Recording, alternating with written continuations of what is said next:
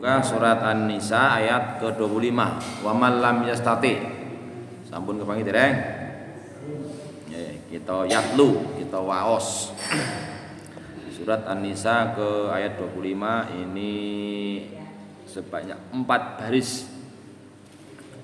Masih berbicara tentang masalah menikah.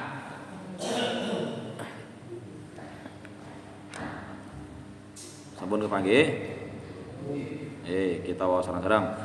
A'udzu billahi minasy syaithanir rajim.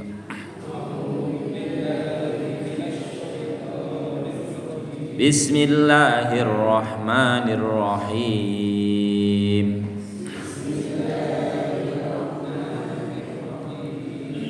Wa man lam yastati' minkum qawlan an yankihal muhsanatil mu'minati famimma malakat aymanukum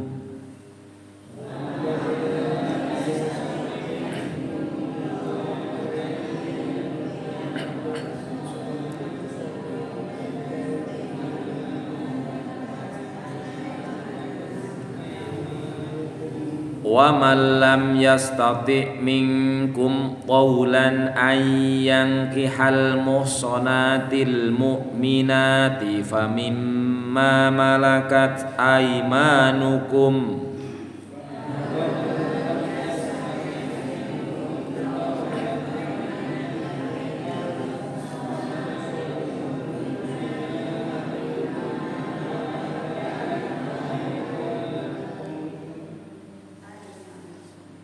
famimma malakat aymanukum min fatayatikumul mu'minat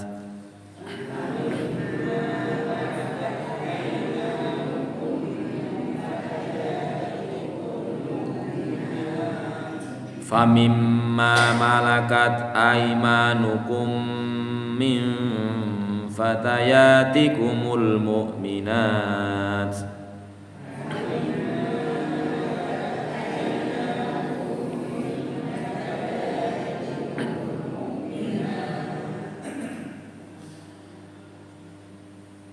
wallahu a'lamu biimanikum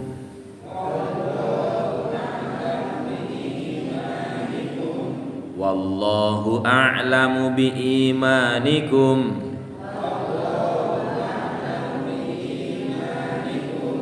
ba'dukum min ba'd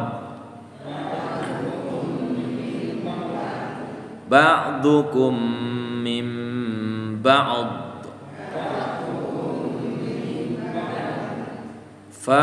fankihuhunna bi'izni ahlihinna wa atuhunna ujurahunna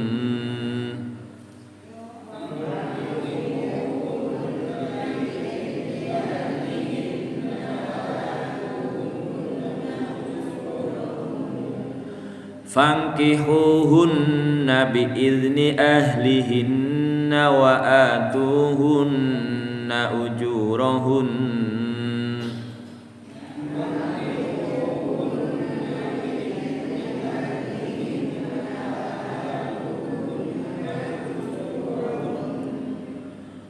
wa atuhunna ujurahunna bil ma'rufi muhsanatin ghaira musafihatin wala muttakhidati akhdan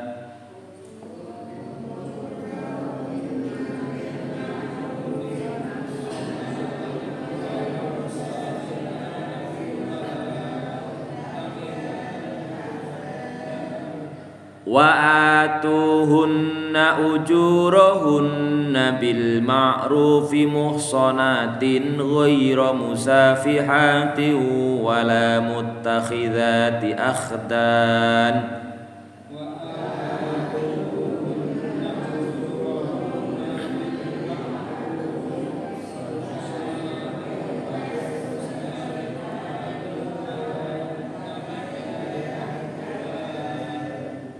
Fa idza uhsinna fa in ataina bi fahishatin fa alaihinna nisfu ma 'alal muhsanati minal 'adzab.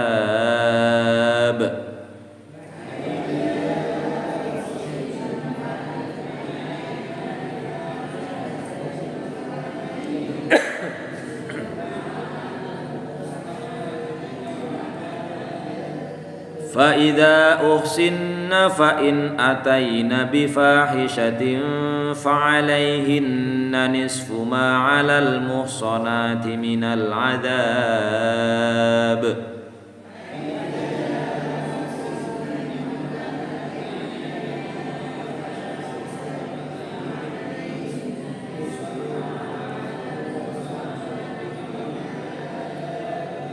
Dzalika liman khasyiyal 'anata minkum.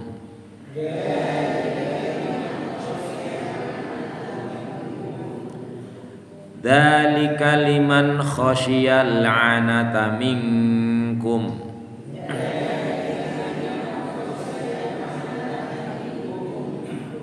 Wa an tasbiru khairul lakum. Wa an tasbiru khairul lakum. Wallahu ghafurur rahim.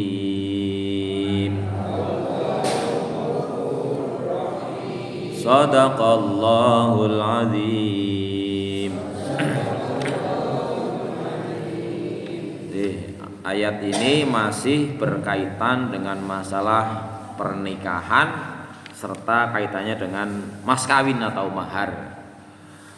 Pertemuan yang lalu sudah pernah disinggung bahwa mahar pada zaman Rasulullah itu kebiasaan untuk orang-orang Arab sana. Mahar itu termasuk sesuatu yang sangat berharga, sehingga umumnya mahar pernikahan itu sangat tinggi. Bahkan saking tingginya Umar radhiyallahu anhu pernah berpidato membatasi nilai maksimal maharnya, karena memang ayatnya mengatakan bahwa wa itu muhunna kintoron, kita untuk kumpulan harta yang banyak. Jadi mahar di sana itu adalah bisa berupa uang, bisa berupa barang, tapi nilainya sangat tinggi. Bahkan juga menurut penjelasan para ulama tafsir, biasanya kalau ada wanita-wanita pada ngumpul itu yang ditanya-tanya di bahan-bahan tanya-tanya itu nikah maharnya apa. Jadi bagi sebuah kebanggaan. Beda dengan di daerah kita. Di daerah kita memang mahar termasuk hal yang sangat sederhana. Jadi kalau di Arab sana mahar menjadi ukuran orang untuk mampu atau tidak menikah. Maka ketika ada cerita Zahid sama siapa kemarin? Yang orang tinggal di emper masjid itu, Zahid sama Zulfa, lupa ya. Itu ditanya, Zahid apa kamu ngapain nikah? Ya siapa yang mau sama saya lah Rasulullah, saya orang gak punya. Yang akhirnya sama Rasulullah diberikan jalan keluar. Jadi masalah mahar di sana itu meskipun adat kebiasaannya cukup tinggi, tetapi ada hadis yang pernah saya bacakan bahwa wanita terbaik itu wanita yang maharnya paling mudah. Bahasanya aisaruhunna, bukan paling murah loh. Ini kadang-kadang kita masalah mudah dan murah itu nggak paham. Bahwa mahar yang mudah berarti murah. Tadi barusan saya mendengar cerita tadi dari Ustadz yang dokter sama istrinya tadi yang LC itu, bahwa yang mudah belum tentu murah, yang murah belum tentu mudah. Contoh, murah tapi tidak mudah. Misalnya, nggak perlu biaya ini. Ada seorang wanita, Mas, nyong gelem dinikahin jenengan syaratnya nyong mahare njaluk jenengan hafal nang ngarepku setoran surat Al-Baqarah. Wow. Mbok ora perlu duit. Mudah apa sulit? Mudah. Hebat. Hafal 200 sekian ayat Al-Baqarah langsung di hadapan istrinya sebagai maharnya. Mudah. Dulu nggak sih bisa hafal mang temen ustadz ya ora hafal. Jenengan ada yang hafal tak hadiah 1 juta. Ayo. Surat Al-Baqarah dari Alif Lam Mim sampai selesai. Nah itu berarti kan mudah belum tentu murah. Murah belum tentu mudah. Ini murah tapi nggak mudah. Lalu bagaimana kalau mudah tapi mahal? Ya bisa saja. Misalnya bagi orang yang punya uang miliaran, lalu istrinya, calon istrinya, Mas, nyong maharin jaluklah umah rega 500 juta. Ya mudah bagi dia. Duitnya miliaran. Makanya redaksi Rasulullah luar biasa kita pahami. Wanita terbaik itu wanita yang maharnya paling mudah, bukan berarti paling murah. Nah ini kelihatannya sulit ya, jadi dipahami seperti itu pengertiannya, bahwa yang mudah belum tentu murah, yang murah belum tentu mudah. Tapi istilahnya tidak mersulit karena memang ya kita menyadari salah satu tujuan pernikahan adalah untuk nantinya Allah diusahakan akan menciptakan sakinah, mawaddah, rahmah dan barokah di dalamnya itu. Makanya berbagai syariat tentang pernikahan itu luas sekali. Al-Baqarah apa Mbah? Nek mahare mboten usah nganggo duit tapi hafalan surat Al-Baqarah niku angel. Mboten murah. Ya murah mboten bayar, ora perlu duit kok, tapi kan susah. Lah nggih. Lah di sini untuk ayat 25 kita kaji maknanya. Karena di sana di Mekah, di Arab, di Saudi waktu itu khususnya bahwa mahar utawi mas kawin itu berat, khususnya tinggilah nilainya berupa duit dan sebagainya, maka ada jalan keluar. Bagaimana kalau orang laki-laki, mas kawin kan wajib syarat nikah bagi laki-laki untuk diberikan kepada calon istrinya. Lalu kalau semua wanita mintanya mahar tinggi-tinggi, akhirnya bisa jadi perawan tua atau bujang lapuk. Orang sing gelem sih, orang mampu. Maka Islam memberikan solusi. Islam itu solusi sepanjang zaman. Ayat ke-25 mau dibuka dilihat, wa malam yastati minkum taulan ayyangihal musonatil mu'minati famimma malakat aymanukum min fatayatikumul mu'minat. Wa man lam yastati minkum, siapa bae wonge, siapa saja ini sing ora mampu, siapapun di antara kalian yang tidak mampu taulan biaya pernikahan. Kalau di Arab sana yang menjadi ukuran mampu atau tidak itu mas kawin atau mahar.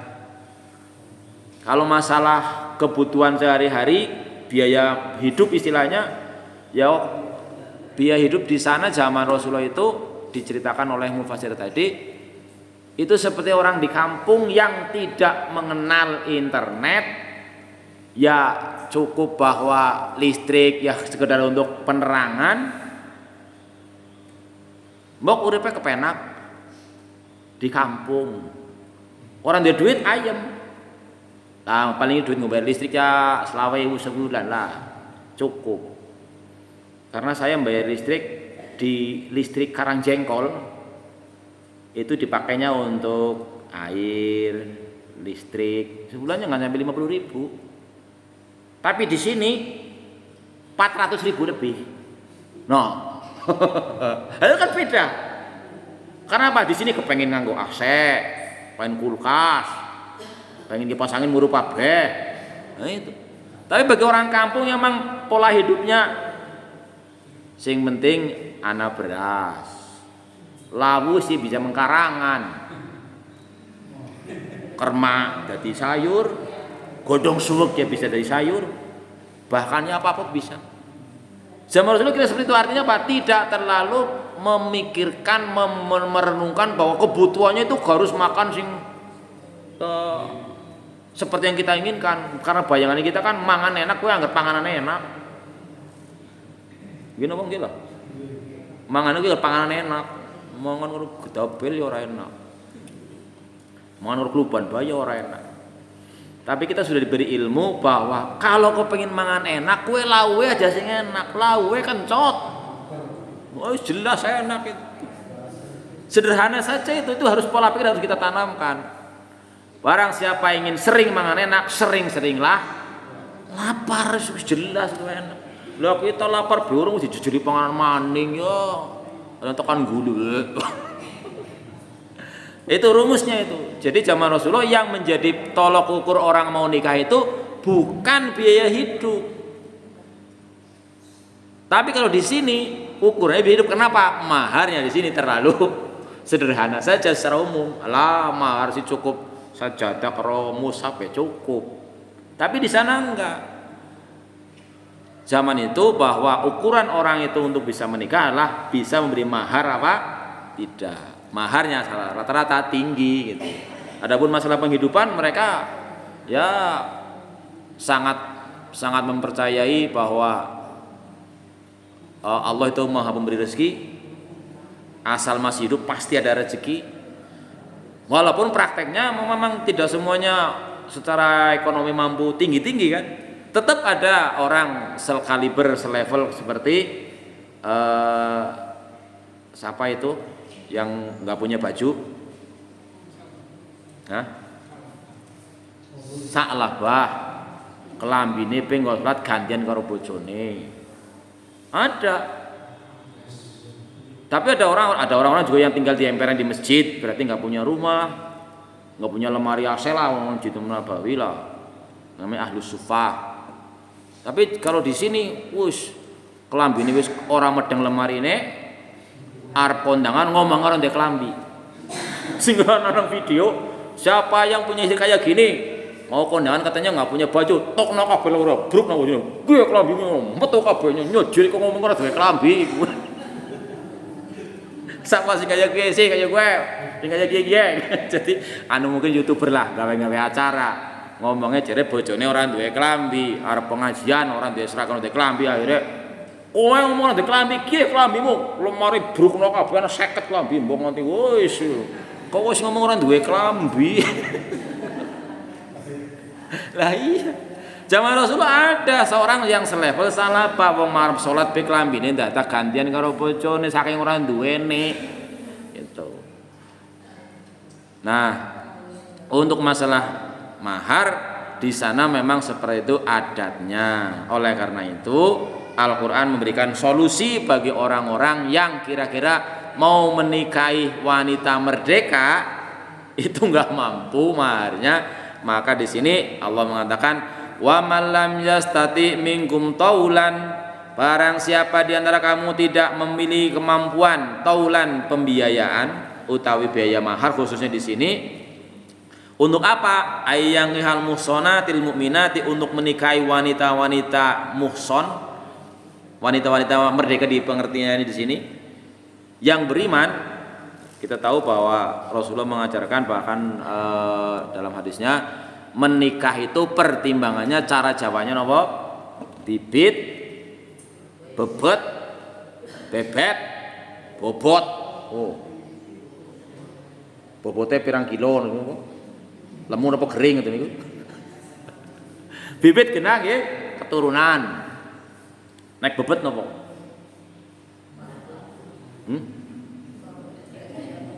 Kula mboten ngertos niku kula takon, bebet niku maksudnya napa? Sugi mboten nek? Hah? Bebet, bibit, bebet, bobot, lah bebet barang papat terus.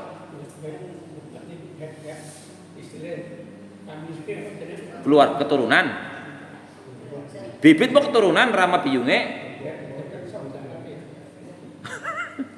Lah jelas nek hadis niku tungkahul mar'atu li arba'in. Berarti nek nikah niku pertimbangannya wonten 4. Pertama disebut pertama li jamaliha ganteng ayune. Dene disebut si dewek, nah keton di si dewek. Wong keton ganteng keton langsung keton.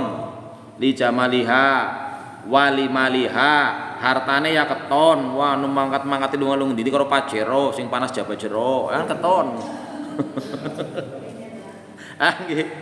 Wali hasabiha juga dengan nasabiha itu keturunan.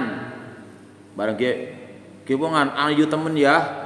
Kaya ayu sugih maning iki kira-kira rama piye kaya ngapa? Ton. Saged digoleti. Sing terakhir biasanya nembe lidiniha. Tapi Rasulullah pesan poma ampun sing 3 pertama yang menjadi landasan pernikahan. Nek konten si main-maine papat-papat teh ganteng, ayu, jabatannya tinggi, solehah, solih yang terbaik. Tapi Rasulullah memberikan penekanan karena sulitnya untuk berkumpulnya 4 hal itu fadfar bidatid-din. Angel dipilih kadang-kadang ujar kuwa, rajin banget ngibadah gini arep ngelamar jebule anu dan sebagainya. Ya, ini maka dalam hal ini kalau wanita yang merdeka ini dinikahi berat karena maharnya dan sebagainya, maka Allah memberikan jalan famimma malakat aimanukum, maka nikahilah apa-apa yang dimiliki tangan kananmu. Nah ini maksudnya apa ini? Maka nikahilah budak-budak dari budak-budak yang beriman. Karena memang kalau masalah menikah dalam Al-Quran ayat lain disebutkan wala tanggihul musyrikati hatta yu'min wala amatum mu'minatun khairum min musyrikati walau ajabatkum.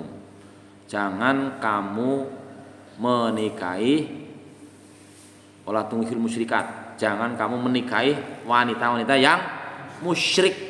Wah ini bahkan Allah mengatakan wala amatun, budak yang mukmin itu lebih baik daripada wanita musyrik walaupun menakjubkan kayak apa. Yang pertanyaannya sih apa sing musyrik we mung wong non Islam? Karena kita memahami bahwa yang namanya musyrik itu lawannya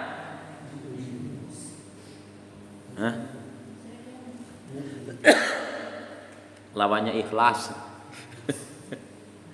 Ikhlas lawannya musyrik gitu. Ikhlas itu hanya lillahi ta'ala. Kalau musyrik bagi orang Islam juga bisa musyrik. Orang mukmin ya lawannya musyrik, betul. Tapi istilahnya bahwa musyrik itu adalah orang, sampai digambarkan bahwa musyrik terkecil itu orang sholat terus sholatnya dimain-maini karena dideleng wong liya, itu musyrik itu. Iya. Akhwafu ma'ahwalaikum asyirkul asghar. Syirik perbuatannya orangnya namanya musyrik. Dadi yang ngrana wong salat contoh tok. Niku contoh berarti anggar ngaji ora, anggar ibadahane ora. Enggak kan contoh. Contohnya yusollir rajulu, orang melakukan salat, fayuzayyinu salatahu, jujur salatnya dimain-maini, dihias-hiasi, lima yara min nadhuri rajulin, karena dilihat wong liya. Berarti wong Islam, wong iman, wong salat bisa saja masuk kategori musyrik kalau niatnya betul-betul bukan murni lillahi ta'ala. Itu musyrik itu. Dah sekarang mulut mosing kayak gue angel apa ora ya? Yang jelas kita diwanti-wanti aja ngasih melakukan syirik atau musyrik. Karena Allah mengatakan innallaha la yaghfiru ayyushraka bihi. Wa yaghfiru ma duna dzalika liman yasha. Allah tidak akan memberikan maaf kepada orang yang menyekutukannya. Jadi kalau dosa-dosa selain musyrik itu bisa gugur dengan wudu, dengan beramal baik yang lainnya. Tapi kalau dosa syirik bisa diampuni hanya dengan cara bertaubat. Taubat selalu memperbaiki diri. Nah, sementara kalau masalah menikah, memang ada juga tadi ayatnya mengatakan janganlah menikahi wanita yang musyrik. Berarti kan bisa aja dalam segala aspeknya bisa. Kalau orang non Islam jelas sudah jelas musyrik. Nah, misalnya orang dalam keyakinan kita loh ya, dalam keyakinan kita orang Nasrani mentuhankan Nabi Isa, jelas itu musyrik. Orang Yahudi menganggap Uzair anak Allah, ya musyrik. Orang Buddha menuhankan Siddhartha. Berarti kalau gampangnya kita memahami bagi orang Islam, orang non muslim semuanya musyrik. Tetapi orang Islam juga bisa saja sebagai pelaku dosa syirik kayak gitu. Kan berarti kan ya gampang-gampang angel itu. Makanya karena kita diperintahkan jangan menikahi wanita musyrik, jangan menikahi laki-laki yang musyrik, mendingan hamba saya sing beriman lebih baik. Ya, berarti kategorinya adalah mukmin yang tidak tercemari oleh dosa syirik kayak gitu. Aduh angel ya gitu. Ya, tapi kita namanya berusaha lah bahasanya. Nah, di sini kalau seorang laki-laki akan menikah, kepengen menikah, butuh. Jadi kalau dilihat dari pemahaman ayat ini, inti daripada menikah itu adalah menghalalkan persetubuhan. Berarti bahwa hubungan suami istri itu merupakan sesuatu yang sangat apa istilahnya ya, tidak bisa dihindari. Dalam arti Allah memberikan kepada seorang butuh, namanya bukan ingin ya, bukan keinginan, tapi butuh ada penyaluran biologis. Makanya sampai-sampai kalau barang siapa wahai orang-orang mukmin laki-laki yang ingin menikah tapi kok nggak mampu secara pembiayaan mahar, karena di sana waktu itu sekali lagi untuk ukuran orang mampu itu adalah ketika bisa memberikan maharnya cukup tinggi. Kalau di sini kan masalahnya masalah penghidupan. Kalau mahar sih gampang warung, tapi kan manggona ngendi sandang pangan papane kepriwe ora yakin bahwa nanti Allah. Padahal kalau dari sisi Allah mengatakan wa anggihul ayama min ibadikum wa imaikum iyakunu fuqara yunihimullahu min fadli. Itu harus kita yakini bahwa bagi para lelaki yang ingin menikah, pertama bagi orang beriman diperintahkan nikahkan, berarti ada unsur bantulah. Nikahin berarti dibantu menikah. Maka diriwayatkan ketika Zaid kemudian oleh Rasulullah dikatakan bisa menikah walaupun nggak punya apa-apa, lalu kemudian setelah diterima lamarannya oleh Zulfah, Rasulullah bilang, Zaid nganah kowe manggone Umar, manggone Utsman. Bilang disuruh Rasulullah karena mau nikah. Kayaknya dibantu-bantu. Jadi bantulah orang laki-laki untuk bisa menikah. Iyakunu fuqara, kalau sekiranya mereka itu orang fakir. Fakir itu kategorinya, definisinya punya usaha, malah nggak punya usaha ya, nggak punya pekerjaan, nggak punya penghasilan, itu fakir. Kalau miskin punya pekerjaan, punya penghasilan, tetapi tidak mencukupi kebutuhannya, kebutuhan dasar. Karena kita seringkali salah menerapkan kata-kata kebutuhan sama keinginan. Ora cuma kebutuhan kita, kebutuhannya apa? Ya duwe mobil anyar. Kebutuhannya dua rumah sing apik, dua kursi sing apik, kebutuhan. Jadi kita sering salah memaknai makna kata kebutuhan dan keinginan. Keinginan itu bahasa Arab syahwat, itu keinginan. Nah, bantulah orang-orang yang masih sendirian untuk menikah. Iyakunu fuqara, kalau mereka itu orang fakir bahkan nggak punya usaha, nggak punya penghasilan, yunihimullahu min fadli, Allah akan mencukupkan dari karunia-Nya. Ini yang kadang-kadang sing apal ayat TB ora yakin, Sing yakin ora wani, gitu. Memang ketika dulu saya sempat berpikir, kaya dening ya kancaku, ujarku ya beli sekolah, mien nilainya rapotan nang ngisorku. Terus ya agar mojoan urung duwe gawean. Bareng bojo nyatane ya bisa mangan, bisa urip, bisa sekolah anak-anaknya. Itu kan makna ayat ini sebenarnya. Tapi karena kita orang yakin loh, yang sama sih ngono-ngono ya kepriman nih. Kan al yakin lah bisa lebih syak, yang namanya keyakinan nggak bisa dihilangkan dengan masalah keraguan. Tapi Allah mengatakan itu nggak mungkin harus shadaqallahul adzim, Allah maha benar, orang mungkin lomboni lah. Sampai-sampai ada katakan bahwa jangankan kita manusia duwe akal kae cecek sing ora bisa mabur malah rezekine merek dewek. Jadi kalau ada orang sampai tidak bisa makan bahasanya lah ya, itu kan kebutuhan dasar manusia pertama kan makan. Nek kana wong ora bisa mangan gue apa enggak nu saking anu kepriwe ini lah. Ya enggak tahu lah. Jadi nah, dalam hal ini maka ketika orang tidak mampu menikah secara normal kepada wanita muslimah karena waktu saking beratnya maharnya, maka silakanlah menikahi para budak yang beriman. Nah ini, jadi bukan berarti Islam itu membolehkan perbudakan. Saat itu sudah ada perbudakan. Budak itu harganya mahal sekali. Diceritakan bahwa ketika Bilal itu dimerdekakan oleh Abu Bakar itu, kalau nggak salah katanya tadi Abu Bakar itu membayar 100 dinar. Dinar itu uang emas. Piro gue. Terus dicontohkan bahwa Rasulullah saja memberikan mahar pada istri-istrinya sekitar 400 dirham. Enggak sampai 1 dinar apa enggak begitu mahal banget lah. Tapi tinggi juga kalau dinar itu uang emas, dirham itu uang perak. Beratnya padat tapi reganya jelas larang emas lah gitu.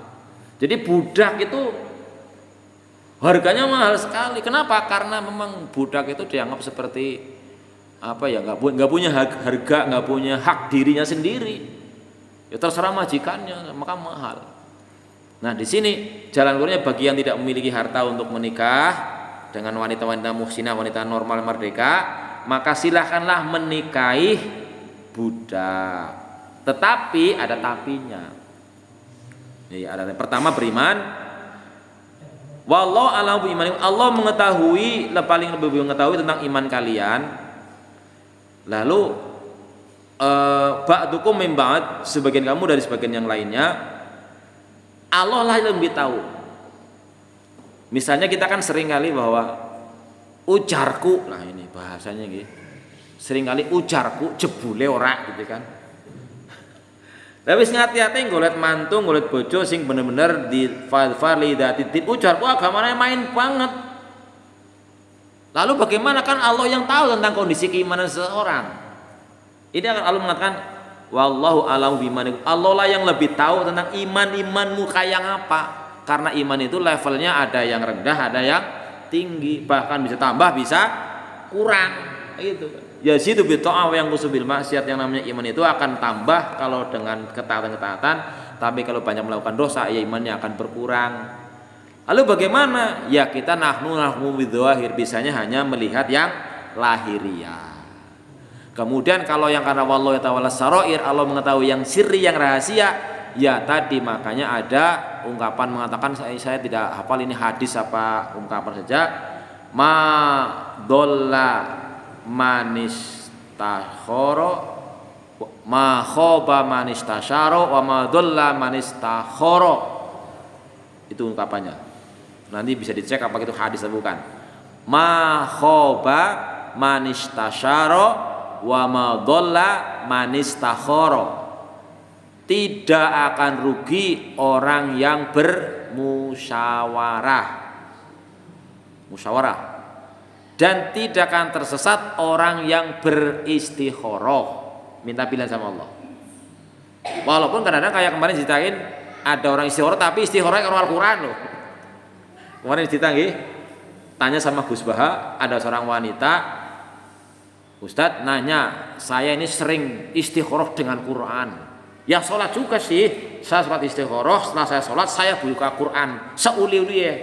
Aki padu karo bojone nyong karo sing lanang. buka Quran klek begitu maca ayatnya loh dia ngerana wong kafir pada perang ini kafir ya mikirnya dia sing kafir nyapa bojoku gitu loh itu pemahaman istikharah sampai segitunya. Maka tentu yang bisa kita lakukan ya kita beristikharah dengan yang disyariatkan lah, minta pertolongan melalui sholat yang jelas. Setelah itu berdoa kepada Allah Subhanahu wa taala, doanya sudah kita ajarkan. Sampai kapan istikharahnya? Sampai hati diberikan kemantapan. Entah itu dengan tanda-tanda atau dengan apa hatinya mantap, itulah hasil istikharah yang terbaik menurut Allah Subhanahu wa taala. Ada dua contoh yang ingin bisa saya berikan. Pertama, saya sudah pernah cerita, mungkin panjenengan masih ingat, seorang sahabat saya, seorang teman sekelas saya kurang lebih selama 5 tahun jadi teman sekelas, yang namanya Mbak Siti Salamah Allahyarham sudah meninggal dunia. Beliau meninggal dunia ketika Mbak Ung lagi di rumah sakit Fatimah. Teman saya sempat nengok sakit, tapi ternyata malah tasiyah. Itu Mbak Salamah ketika dilamar oleh seorang laki-laki calon suaminya, dia orang seneng gitu. Kenapa orang seneng? Karena masih mengharapkan orang laki-laki yang lainnya. Tapi sebagai seorang yang tahu agama, maka dia akhirnya beristikharah gitu loh.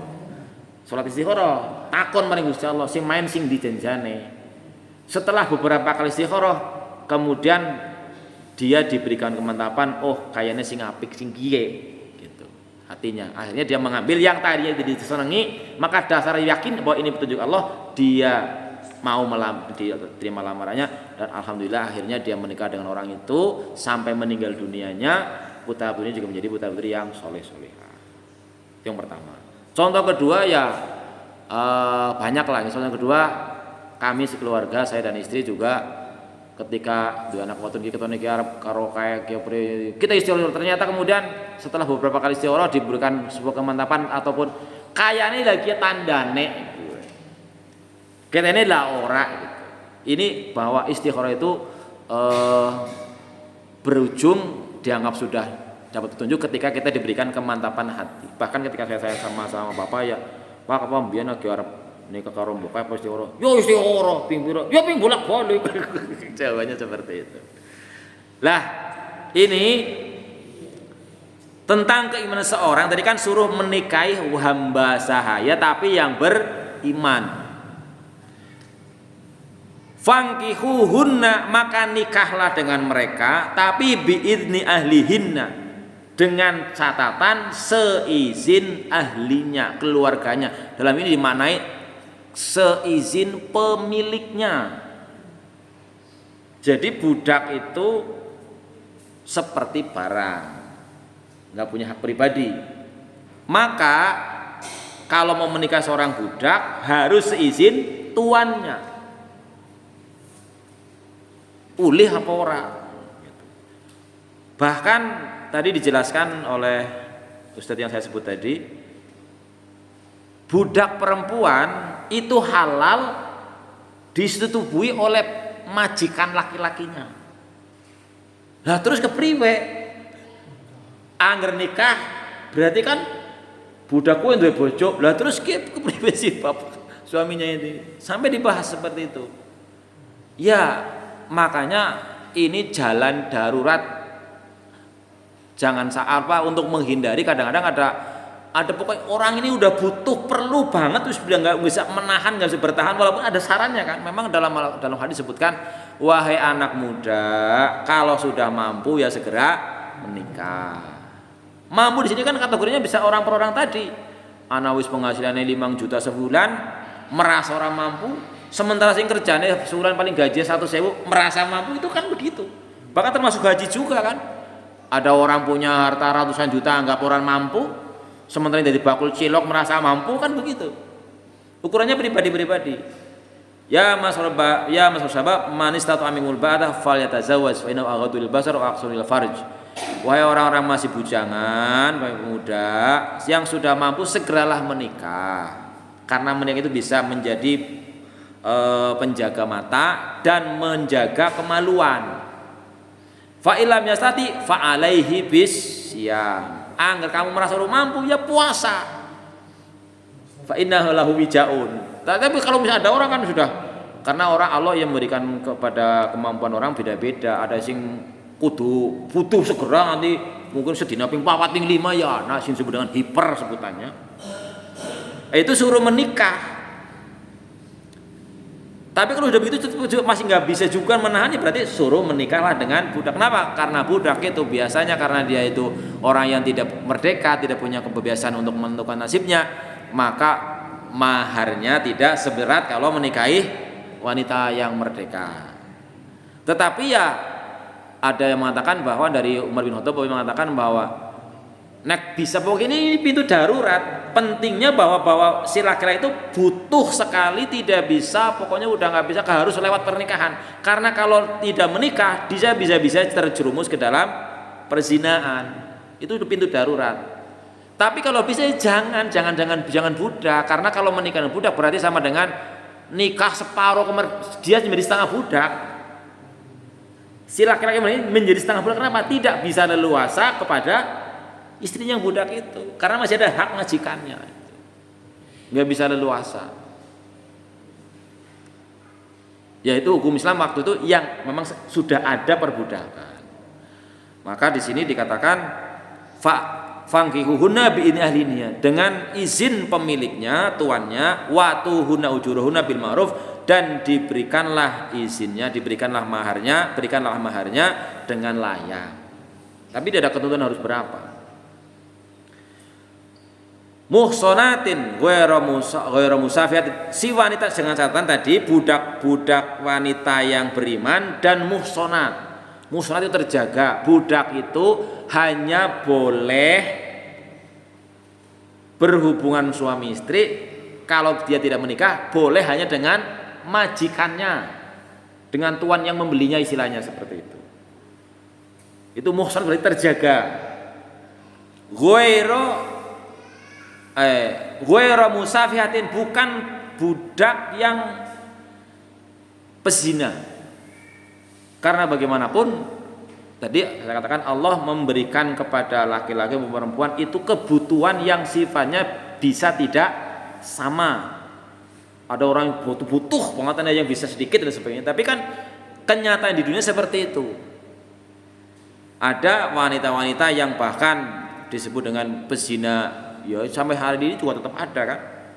Wala mutakhidati akhdan, kalau musafihat itu zina yang terang-terangan. Kalau sekarang orang zina terang-terangan ada enggak? Wah, ada kan sarkem maksane mbok apa jadi terang-terangan, zina bolak ada di shooting dan sebagainya. Dalam arti di tempat-tempat seperti itulah, di tempat perzinaan. Wala mutakhidati ahdan, juga bukan budak perempuan yang mengambil piaraan. Maksudnya apa? Zina yang umpet-umpetan lah, duwe lanangan itu bahasanya. Kan dulu ada riwayat bahwa ada juga ini Pak sih riwayatnya bukan masalah budak. Kisah seorang solih, seorang pemuda yang dipanggil ibunya kemudian tidak menjawab karena sedang sholat. Siapa namanya? Pernah mendengar nggih? Ada seorang Jurej namanya. Itu di hadis Bukhari kalau Jurej ini sedang sholat sunnah, dipanggil ibunya. Oh, ngerti nang omah nggih sholat lah. Ngerti nang omah lah. Jurej bingung nggih sholat. Apa semaur apa meneng wae. Mikire wong nggih sholat maksudnya semaur ya batal sholatnya ya. Sholat kan menghadap Allah. Dipanggil biyunge. Dia tidak paham bahwa sholat sunnah itu ya namanya sunnah tidak wajib, tapi menjawab panggilan ibu itu wajib. Akhirnya tetap sholat bae nganti ping 3, biyunge kesuh. Bocah nang diundang meneng bae urip bakal sarang kaya kowe. Nah, itu hati-hati, ini ilmu hati-hati bagi ibu untuk jangan sampai bahasanya nyepatani. Yang akhirnya Juret itu digosipkan, dituduh menghamili seorang perempuan. Nah, setelah bayinya lahir baru karena dia kan berarti kan dia mendapatkan fitnah. Paling misalnya seorang perempuan hamil mulai kelihatan umur 6 bulan lah. Ande umur 6 bulan baru kelihatan otaknya gede. Sampai lahir kan berarti kan 3 bulan lah mendapatkan fitnah kayak gitu. Malah mungkin kalau sekarang ditangkap di penjara karena dulu belum ada pemeriksaan sidik dan sebagainya lah. Baru setelah kemudian bayinya lahir, karena jurid anak soleh ini ditenet katanya, sapa ramamu, kayak tukang ngangon. Berarti maksudnya ada wanita-wanita yang memang kayak begitu, karo wong lanang bu sapa gitu kan. Nah ini yang boleh dinikahi dalam kondisi darurat ini adalah seorang budak perempuan beriman yang tidak berzina dan tidak punya piaraan melanangan bahasane. Mutakhidati ahdan, mengambil dengan tangannya untuk piaraan untuk dipakai zina lah. Jadi untuk mendalami ayat ini memang tadi saya sarankan panjenengan bisa menonton YouTube-nya tadi, kalau channelnya namanya Fikih kalau nggak salah tadi. Kemudian kalau di YouTube kalau bisa ngetik yang ngomong aja, itu ada di YouTube, ada gambar mic, diklik ngomong tafsir surat An-Nisa 25, banyak pilihan. Ya di antaranya tadi dibahas seperti itu. Fa idza uhsinna bi fa in ataina bi fahiyatin fa alaihinna nisfu ma 'alal muhsanati minal adzab. Kalau sudah dijaga, artinya si perempuan tadi kan juga punya kebutuhan biologis, sudah dinikahi, bahkan juga punya majikan yang memang halal boleh berhubungan, kok masih juga ataina bi fahishatin, masih juga melakukan hal-hal yang fahisyah, dalam hal ini adalah zina, fa alaihinna nisfu ma al muhsanati minal adzab, ay fa idza uhsinna biziwaj, sudah terlindungi dengan bersuami, summa zanaina, kemudian dia berzina, fa alaihinna nisfu ma al harair minal uqubati zina, maka dia wajib dihukum dengan separohnya orang merdeka. Kita tahu kemarin bahwa dalam ayat surat An-Nur kalau nggak salah, Allah mengatakan az-zaniyatu waz-zani waz-zani fajlidu kulla wahidin minhuma mi'ata jaldah. Jadi Indonesia ini yang diberlakukan hanya di Aceh ternyata ini ya. Hukum syariat ini bahwa orang laki-laki dan perempuan yang berzina suruh dijilid, disabet ping 100 di hadapan orang banyak, dan tidak boleh melaksanakan merasa ibadah nanti melas lagu lima itu sing penting ping 100 alon-alonan tweet itu nggak boleh gitu. Mal gojo jebret gitu kan. Ini kalau ya itu Al-Qur'an hukumnya, hukum Al-Qur'an seperti itu. Maka kalau orang budak di sini yang melakukan perzinahan seperti tadi, itu hukumannya separuh. Jadi orang budak itu memang punya aturan-aturan tersendiri, bahkan tidak boleh jadi imam kepada orang yang merdeka misalnya, juga aturan-aturan yang lainnya itu separuh karena dia bukan orang merdeka. Jadi fa in ataina bi hasyim fa ilaihinna isfa'al musnati min adzab. Kalau dia sudah menikah, sudah dinikahi oleh orang merdeka, masih juga melakukan perzinahan, maka dia disiksa atau diazab dengan separohnya orang yang merdeka. Dzalika liman khosyan la'anata minkum, yang demikian itu innama yubahu nikahul ima liman khafa ala nafsil wuqu' fis zina. Jadi bolehnya hukum menikahi hamba yang kondisinya seperti tadi, berarti kan kayak darurat banget. Jadi dengan menikahi seorang hamba harus dengan izin tuannya, juga hanya berhak separuh bahasanya lah haknya itu. Jadi tadi dijelaskan bahwa kalau ada orang punya istri hamba saya atau budak, lalu budak ini dipanggil oleh tuannya, maka suaminya nggak berhak melarangnya. Karena separuh sih, kan beda kalau wanita merdeka, suaminya kan punya hak penuh, meskipun partainya terserah, sampai menjadikan syarat masuk surga. Pokoknya asal seorang wanita muslimah merdeka patuh sama suaminya, ya kan, atau zaujaha,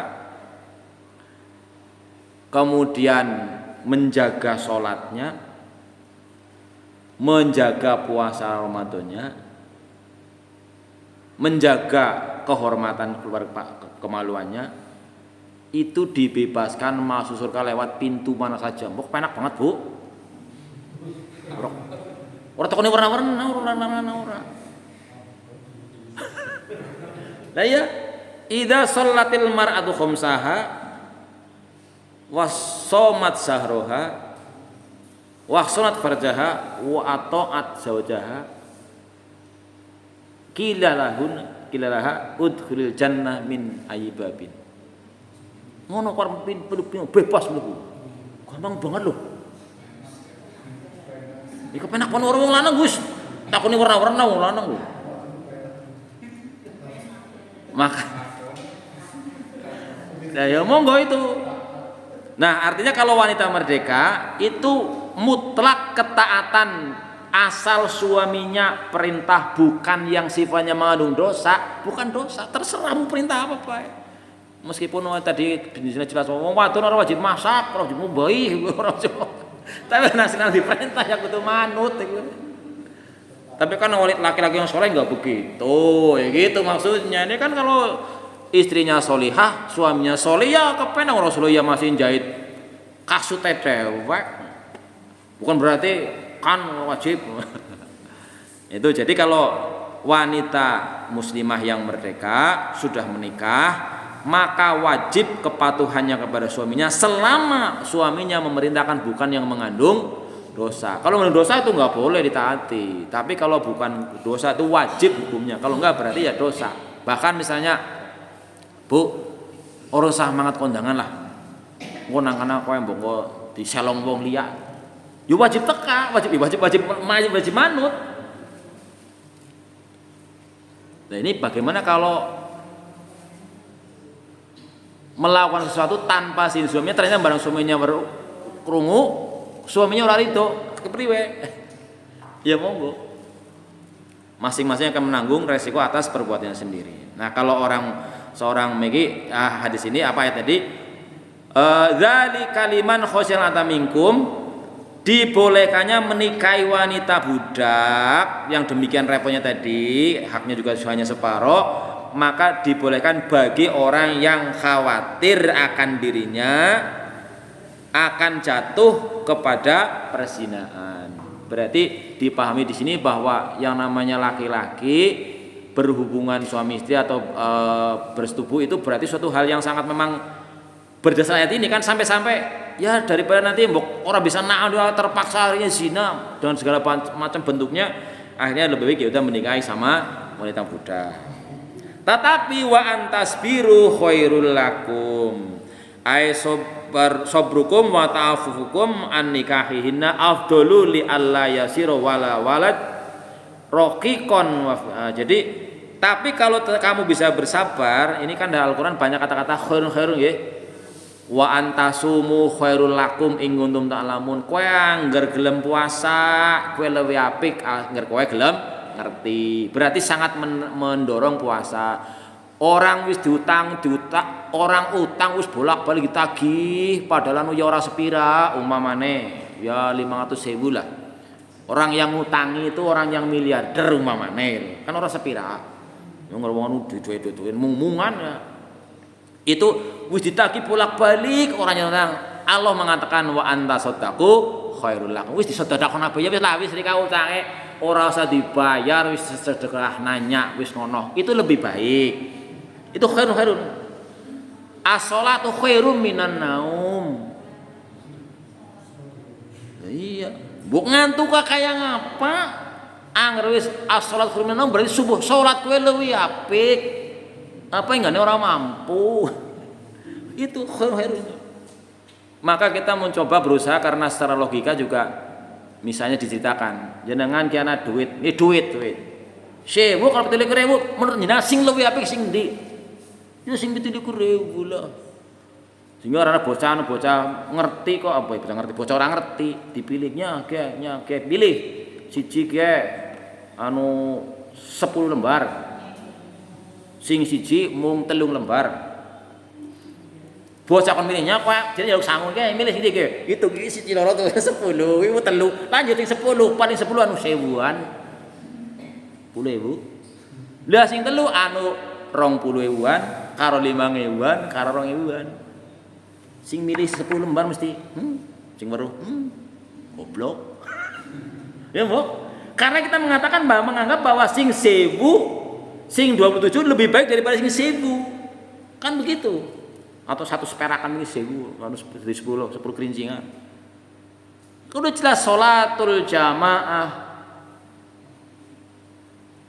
khairun afdol, lebih utama. Lah kok milih dewek? Apa yang enggak anu? Lah, pada pas yang penting sholat itu apa? Ya kalau saya ya mencoba berusaha lah. Orang kita, ayolah, dia siapa ngurung aduh dan ketinggalan, ayolah. Karena hanya dengan satu orang sing siji dipitulikur loh, ya kan luar biasa kok. Itu makna khairun lebih apik, apa enggak kita orang milih sing lebih apik lah. Jadi milih sing lebih apik tapi enggak duit, milih sing lebih apik tapi enggak sing ngudu duit, anu ngudu duit ya Allah. Ya mbuh iku kowe. Nah coba masalah puasa, bahkan orang bepergian, orang sakit itu boleh iddatum min ayamin ukhor. Tapi di belakang itu wa antasumu khairul lakum in kuntum ta'lamun. Lebih apik ngerti puasa. Ya boleh-boleh saja, bukan berarti kita lah sombong duwe kemurahan ora gelem njut kemurahan Gusti Allah, sombong temen gitu. Lho kita sampeyan masih orang ngerti dalil kabeh ya dalil kabeh, bareng dalil. Lho Allah yang lebih baik yang njot sing lebih apik kan uli-uli bae. Ya memang boleh sekali lagi. Jadi di sini kalau ada orang laki-laki merdeka, gampangannya melarat lah iku lah. Arep bojo ora ki tapi ya sing sabar. Jalan tadi disampaikan dia sing sering pusing bae puasa, tadi ora bandreng bahen. Lah masalahnya anggar apa puasa kan awan tong bengi ora puasa, turu lho. Lah ya ora bisa turu, ora bisa turu. Nah, itu jalan gonya tadi menikahlah dengan budak, tapi itu nanti anaknya. Nah ini kalau si laki-laki merdeka menikah dengan budak lalu istrinya mengandung dan punya anak, anaknya ikut ibunya. Maksudnya apa? Statusnya sebagai budak. Iyalah. Kan melasih banget bocah mbok. Ngerti-ngerti apa ora? Apa yang pengen lahir anaknya budak? Apa yang pengen lahir dan anaknya mau melarat? Aja ngenyek. Jadi seperti itu hukumnya. Maka di sini ini hanya pintu darurat. Karena bersabar dan menahan diri dari menikahi budak itu lebih baik supaya tidak menjadikan anaknya menjadi budak juga. Karena ada sebuah hadis mengatakan man arada ayyul qiyallaha tahiran mutahiran falyangkahil harair. Sapa wonge sing kepengin ketemu Gusti Allah dalam kondisi suci dan disucikan, maka nikahlah dengan orang yang merdeka. Jadi pemahaman syariat itu antara kalau disarankan sebaiknya jangan, itu kan maknanya bukan wajib.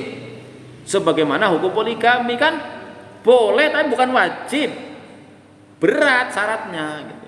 Termasuk ini menikahi budak itu ya sifatnya darurat. Kalau darurat nanti berapa ketentuan, ad-daruratu tubihul mahdurat.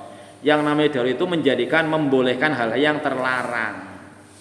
Bukan berarti apa istilahnya disarankan ambil ini, diusahakan semaksimal mungkin jangan sampai menikahi budak. Tapi karena kenyataannya bagi orang itu tidak sama, ya kalau ada orang memiliki kondisi seperti itu ya monggo-monggo saja.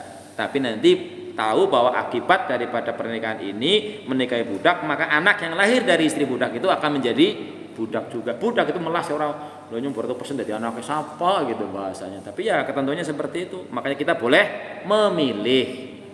Wallahu ghafurur rahim, ay wasi'ul maghfirah adzimur rahmah. Allah maha luas ampunannya dan maha besar kasih sayangnya. Jadi ya Islam solusi segala masalah lah. Nantinya kita tentu saja sekali lagi memahami ayat Al-Quran maupun Al-Hadis tidak bisa lepas dari ayat-ayat yang lain dengan munasabatul ayat atau juga dengan hadis-hadis Rasulullah SAW.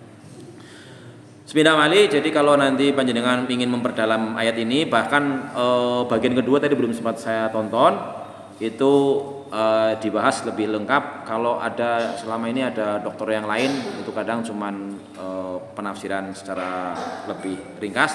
Tapi kalau tadi saya lihat dari kalau misalnya panjenengan mau melihat nantinya itu sekali lagi channelnya sebutannya istilahnya salurannya namanya Rumah Fikih, rumah memahami, rumah fikih. Tapi kalau misalnya jenengan pengen tahu ayat tertentu, misalnya di YouTube tafsir surat An-Nisa 25. Ini tuh ada pilihan nanti yang rumah fikih yang di sini ustadznya namanya Dr. Ahmad Sarwat LCMA, itu berdua dengan istrinya. Jadi ada membaca teksnya, membaca penafsirannya, terjemahannya. Rumah fikih nama channelnya. Kalau nama channel saya kan Nur Hamdan gitu. Tapi karena Nur Hamdan akeh ya beda-beda. Nur Hamdan ora siji ternyata. Nur Hamdan yang saya yang bajunya baju seragam petugas haji gitu. Monggo kalau nanti lihat ya lihat saya diklik subscribe-nya gitu. Ini lebih kalau saya lebih banyak videonya daripada subscribernya. Mungkin itu yang bisa saya sampaikan terkait dengan pembahasan ayat ini. Mudah-mudahan panjenengan belum puas, belum begitu paham sehingga bisa mencari di sumber yang lain. Tapi kita hanya melaksanakannya dalam rangka berusaha yatluna ayatillah wa yatadarasunahu bainahum. Mungkin begitu. Nah, kiranya ada yang mau ditanyakan apa? Enggak ya? Nah, mudah-mudahan Allah memberikan pemahaman. Jadi kalau di sini sih gua ngapa Mas dibahas-bahas nangkane ana perlakuan kayak gua kan nangkane orang anak budak ya namanya Al-Qur'an.